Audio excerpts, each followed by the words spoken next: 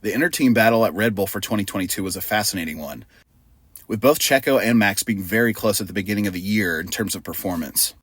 And as the season drug on, Checo seemed to struggle compared to Max, with many saying he was actually in a slump.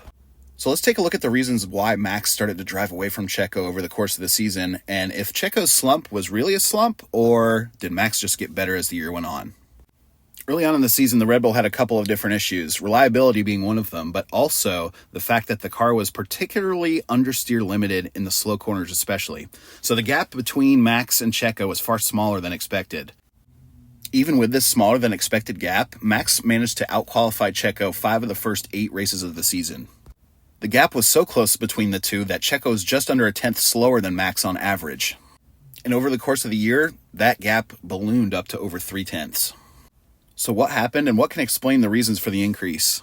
Well, this can all be explained by the characteristics of the car. So early on, limited by a combination of the balance of the new 18-inch Pirellis and the fact that generating front-end downforce in the lower speed range corners was challenging with the new regulations, Red Bull was contained by the understeer.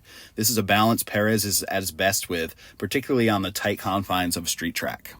Red Bull then set to work on eliminating the understeer. So this was achieved through a combination of factors, including chipping away at the weight, prioritizing savings in the forward part of the car to nudge the weight distribution, and then also modifying the aero characteristics and setups. So this ultimately created a more pointy car with a looser rear, which is the prevailing characteristic of the previous Red Bull cars. These changes ultimately made the car harder to drive, but fundamentally faster. And from that point on, it's up to the driver to adjust to those characteristics and try to adapt. And this ultimately is the reason why we saw Max start to drive away from Checo over the course of the season. Checo took more time to adjust and ultimately settled on a setup direction that calmed the car, but sacrificed a little bit of lap time, and Max was ultimately able to deal with it. And Red Bull ultimately developed the car to suit Max more so than Checo.